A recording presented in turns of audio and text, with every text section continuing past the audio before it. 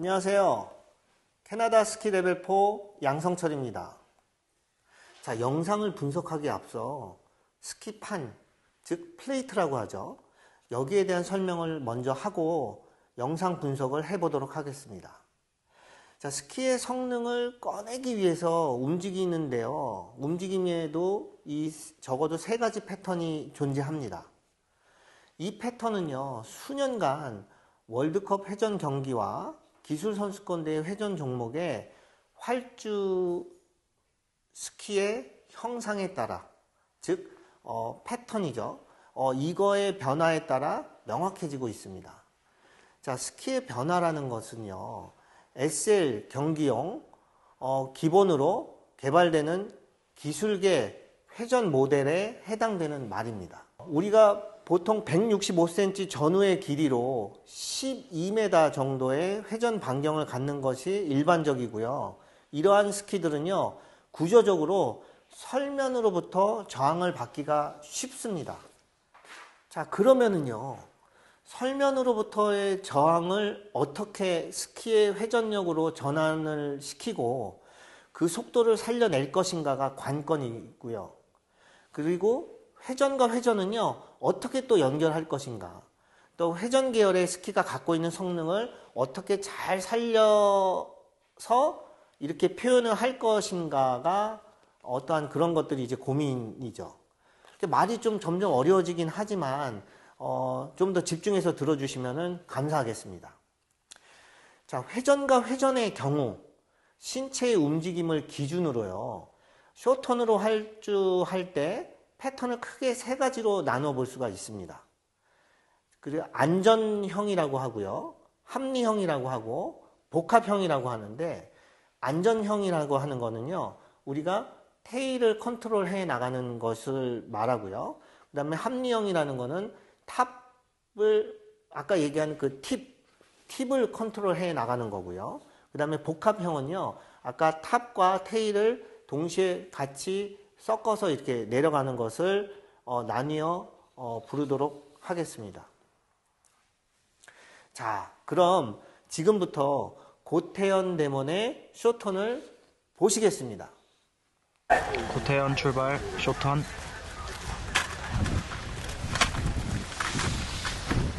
너무 서둘러서 나니까.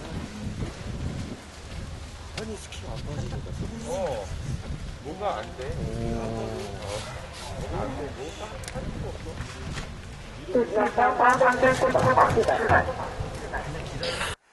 자, 고태현 데몬 쇼턴 타는 거 보셨죠? 잘 타죠?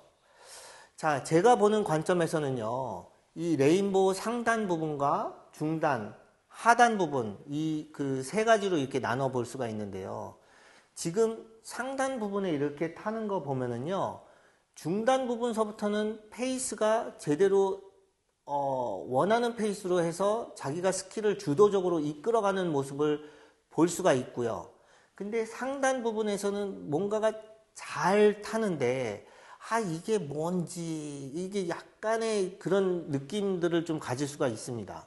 근데 제가 보는 관점에서는 스키의 센터 포지션에서 약간의 뒤꿈치로 가지 않았나.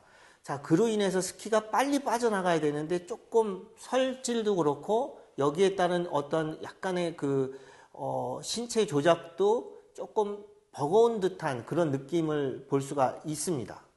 자, 어떤가요? 여러분들도 그렇게 보이나요? 자, 그리고 그 레인보우 상단에서는요, 과감하게 활주성이 있는 홀을 그리고 있는 바깥쪽 스키를 볼 수가 있습니다. 자, 회전 반경이 큰 스키로 회전 홀을 자유롭게 그려내기보다는요, 스키의 회전력을 배가시키는 움직임을 볼 수가 있는데요. 활주성을 이끌어내기 위해서 안쪽 발 축으로 바깥 스키를 활주하면서 골반은 폴라인 아래쪽으로 지속적으로 떨어뜨리고 있습니다. 자, 골반은요, 그러니까 회전 전반부에서 스키의 선단 부분부터 방향으로부터 안쪽으로 향하는 궤도를 그리고 있고요. 회전 후반 부분에서는요, 항상 아래 방향으로 향하고 있습니다. 그러니까 결국은 골반을 지속적으로 계속 떨어뜨리려고 하는 모습이 보이죠. 다음 포인트로는요, 높은 포지션으로부터 신체를 움직여 다음 회전을 시작하는 것을 엿볼 수가 있는데요. 자, 여기서 높은 포지션이란 허리를 굽히지 않은 것을 이야기하는 것입니다. 그렇다고 여러분 뻣뻣이 이렇게 서 있는 것도 아니죠. 아셨죠? 자, 허리가 높은 포지션을 만들어서 다음 회전을 공략하기 때문에 무릎의 회전에 안쪽으로 쉽게 들어갈 수 있는 것들을 볼 수가 있습니다. 자, 이와 같은 활주의 경우는요, 스스로 설면에 가압이 되기 때문에 설면으로부터 되돌아오는 저항도 되게 커지죠. 자, 그래서 이 저항을 다리로만 받아내기는 되게 어렵습니다. 자, 그래서 상체를 굽혀 처리하는 모습도 볼 수가 있어요. 자, 일반적으로 상체를 굽혀 활주하면은 활주의 흐름이 끊기고 어떠한 신체의 부담이 큰 것에 비해서 고태현 선수의 경우는요, 허리를 굽히는 것을 최소화해서 스키를 자유롭게 활주시켜 운동성, 방향성, 신체의 자유로운 움직임을 표현을 잘 하고 있습니다. 자, 특히 이 부분 보시죠. 자, 특히 이 부분에서는요, 턴 후반에 발목 전경 각도가 깊이 들어가 밸런스가 무너지는 것을 볼 수가 있는데요. 특히 회전의 맥시멈에서, 즉 회전에서의 맨 끝부분 후반에서의 필요 이상으로 발목이 굽혀져 있지 않나요?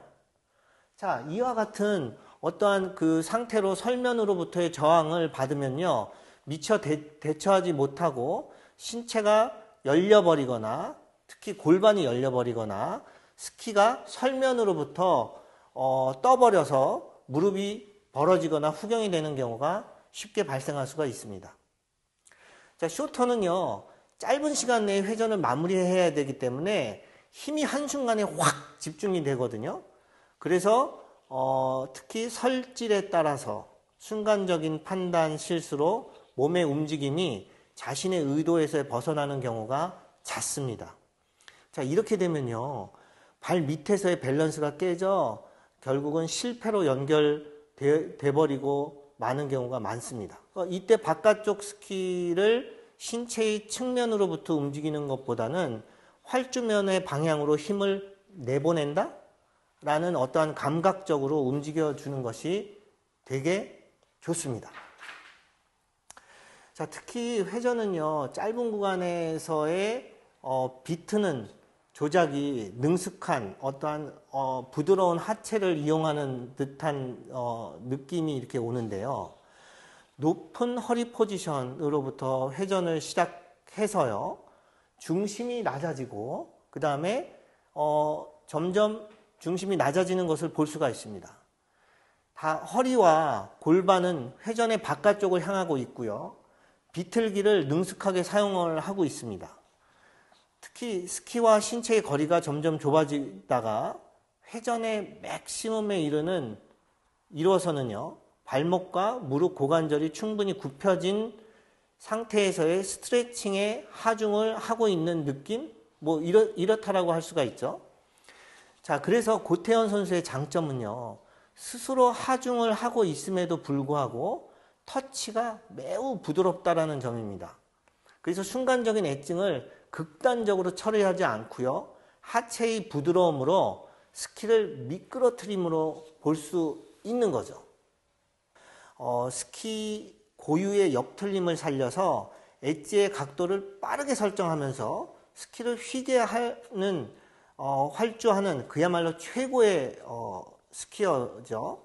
특히 그 비틀기 조작을 이용해서 스키를 휘게 하는 움직임은 거의 볼 수 없듯이 고태현 선수도 사면 인식을 통해서 지금 보시는 바와 같이 레인보우 하단에서 전략적으로 합리형 활주로 변화시키는 모습을 볼 수 있습니다. 자, 마지막으로 활주면을 살린 달리기로, 마지막으로 활주를 살린 어떠한 큰 낙차를 확보하는 모습인데요. 최근 쇼턴에서는요, 넓은 가로폭과 큰 낙차 요구되고 있습니다. 자, 그러나 가로폭이 넓어지고 낙차가 커지면요, 설면으로부터의 반발력이 커지고요. 그 다음에 더군다나 여기에 더하면은 위험도도 높아져 아무리 수준 높은 스퀘어라도 한 번의 활주를 완벽하게 해내지 못할 확률이 높아집니다. 자, 특히 그 모양만 흉내 내다 보면은 가로폭을 넓히기 위한 횡이동 중 그 속도가 낮아지거나 상체가 무너져 버리는 일이 많은 반면에 고태현 선수의 경우는요, 엣징의 맥시멈, 즉 회전의 맥시멈에서 빨리 쾌적하게 빨리 빠져나와서 활주면으로부터의 외력으로 인한 반발을 횡이동으로 가속으로 활용하고 있는 모습입니다. 또한 엣지가 이렇게 변환된 구간에서 설면의 접촉을 유지하면서 압축된 스프링이 풀려나는 듯한 흐름이 있는 듯 해서 회전을 만드는 모습이죠. 대부분들이 이렇게 쫙 이렇게 응축되어 있는 것을 한 번에 팍 풀어버리면은 이 아까 제가 얘기했던 그 스키에 압력이 이렇게 가해지지 않은 채 이렇게 튕겨져 버리는 스키어들이 굉장히 많거든요. 자, 그로 인해서 낙차의 폭을 크게 쓰는 것을 볼 수가 있습니다.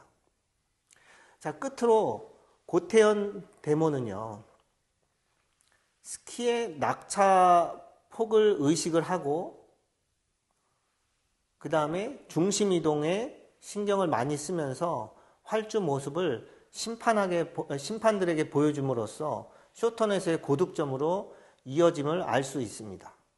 자, 여러분도 앞으로 영상을 토대로 이번 겨울에 한번 연습해 보면은 좋은 결과가 있을 것으로 보입니다.